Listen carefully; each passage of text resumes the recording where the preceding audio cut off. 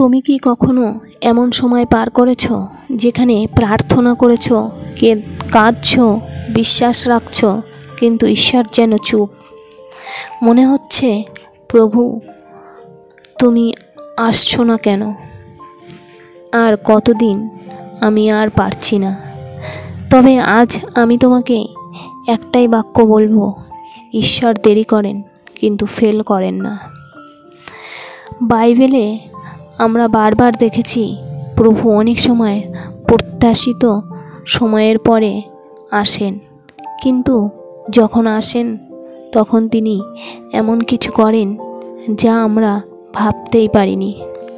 যেমন লাজারের মৃত্যু। যিশুকে যখন খবর দেওয়া হয়েছিল তার প্রিয় বন্ধু মরে যাচ্ছে, তিনি সাথে সাথে যাননি। তিনি দেখা যাচ্ছে দেরি করলেন, কিন্তু যখন যিশু এলেন লাজারকে মৃত্যু থেকে জীবিত করলেন। হয়তো তোমার জীবনেও কিছু এমন সময় এসেছে তুমি অপেক্ষা করছো, চাকরি, আর্থিক সাহায্য, সম্পর্ক, সুস্থতা, শান্তি, কিন্তু প্রভু আসছেন না। তুমি হয়তো ভাবছো, আমি কি এত অযোগ্য? আমার প্রার্থনায় কি ভুল আছে? না প্রিয়জন, তুমি ভুল করছো না। তুমি দেরিতে কিছু পাচ্ছ মানে প্রভু কিছু ভালো দিচ্ছেন ঠিক সময়ে। সেই ব্যক্তি ধন্য যে প্রভুর অপেক্ষায় ধৈর্য ধরে। ঈশ্বর কখনো তাড়াহুড়ো করেন না, আর কখনো দেরিও করেন না।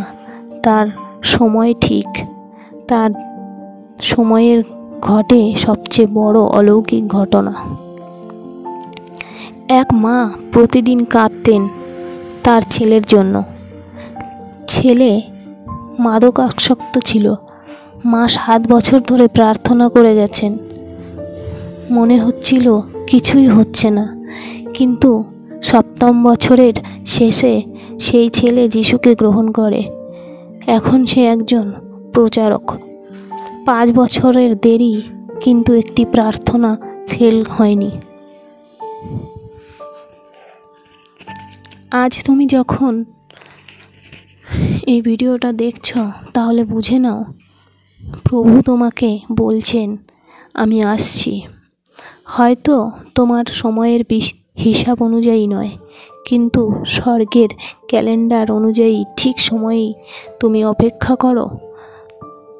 তুমি ধৈর্য ধরো, তুমি বিশ্বাস রাখো, কারণ যখন প্রভু আসবেন তখন কেবল দরজা খুলবেন না, পুরো পরিস্থিতি বদলে দেবেন।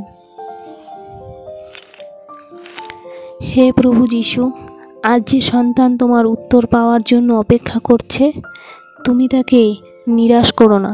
তার অন্তরে যদি ক্লান্তি আসে থাকে, তুমি শক্তি দাও, যেন সে জানে দেরি মানে প্রত্যাখ্যান নয়।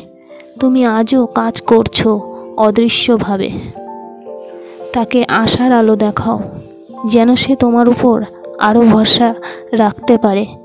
আমি প্রার্থনা করি সে যেন ঠিক সময়ে ঠিক আশীর্বাদ পায়। আমেন।